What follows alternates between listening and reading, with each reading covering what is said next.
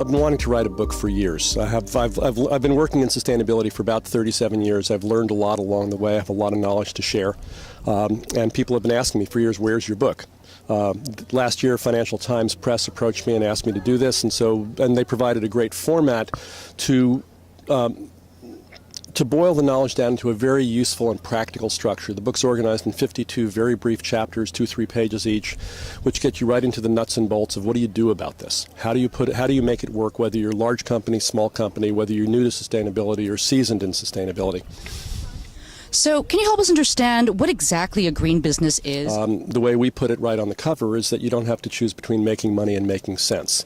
So while a lot of businesses may think, oh, I'd like to be green, but I can't afford to do it, we say, no, you can actually do both of these. In fact, being green will help you be more profitable, more successful, and more satisfied. That's definitely very inspiring. So what would you say are the hot trends in green business today? Well, green business itself is the hot trend. The uptake of this is phenomenal across the society. We see this, most obviously around clean tech and energy efficiency and renewable energy. But in the last couple of years, there's been an enormous shift in how businesses think about green or sustainability.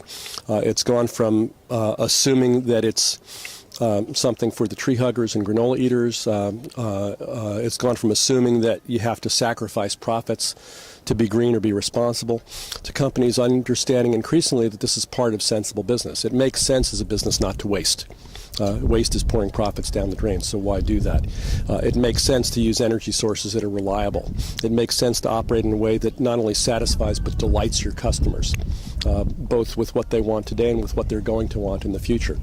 So increasingly businesses understand that this is good strategy, this is good business, and it's good ethics and a way to live in the world.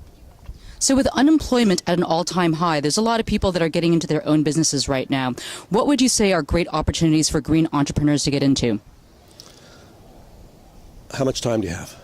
There's a vast number of opportunities. It depends on people's skills and, of course, depends on their passions. If you're going to be a successful entrepreneur, you have to do something that you really care about, not just something you think is a good opportunity. But let's, just sort of rattle off the list. Home energy efficiency improvements, waste reduction, green products, local crafts, recycling. Here's an example. There's a guy who has a business on eBay. He goes out to golf courses. He collects dead golf balls or lost golf balls, takes them home, cleans them up, and sells them on eBay. So it's a recycling business. Secondary materials, $20 million a year revenue. Used golf balls earn $20 million a year? Used golf balls on eBay. One company, $20 million a year. So imagine look around you. Where's all the waste in society? Where are the things that are used once and thrown away? Where are the things that have quality in them for more life cycles? How do you put them to work? How do you match the source and the market? There's business opportunity in waste exchanges. Companies that produce enormous amounts of material that go down the drain or to the landfill or up the smokestack. Much of that is material that could be a raw material for some other company. Making that match, which is a standard business operation, brokerage, arbitrage, linking one supplier with another. Great opportunities there. Renewable energies, vast opportunities. That takes more technical knowledge and more capital, granted. But there's another opportunity, enormous amount of attention on carbon emissions and climate change, but sitting right behind that is concerned about water.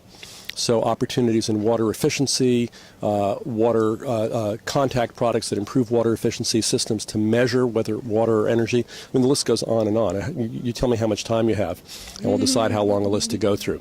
The point is that there's there's a whole new economy opening up here. We have the opportunity to reinvent industrial society from the last several centuries in this century, and to build an economy that operates on renewable energy, that is zero waste, that is minimal use of toxics, frankly, just the way nature operates. And our job now is to bring that operating system, that 3.8 billion years of experience that living systems have, and bring that into the world of business. So here's a question that we're all dying to find out the answer to. Gil, does going green have to cost more money? No, going green doesn't have to cost more money, and I'm glad you said it the way that you did, because it doesn't necessarily cost more and it doesn't necessarily cost less. It depends how smart you are and how you operate. But it's a key question because most people, most businesses, most environmental activists, even most government officials assume that green will cost money. And assume that that there's added cost involved or a sacrifice of quality involved, and the evidence is that flat out is not true. Herman Miller, the furniture company, built a LEED Gold certified building in Michigan some years ago that cost, 20-25% less than a typical office building. Most people assume that LEED will cost you more. They designed it well enough and managed the project well enough and built it well enough so that the upfront costs of the building were lower. And of course the operating costs of the building were lower. And the quality, air quality, and the quality of the work experience inside the building was better, and the productivity of the people inside the building is higher. So you put those together, there's no reason in the world not to do this. That's fantastic. It's really good to know that going green doesn't have to impact the business bottom line. No, well, let me just correct you on that. Going green will impact the business bottom line, but do it positively. Right. You don't have to choose between making money and making sense. You get to do both if you're clear on your focus and you do it well. Fantastic. Thank you so much for your time, Gil.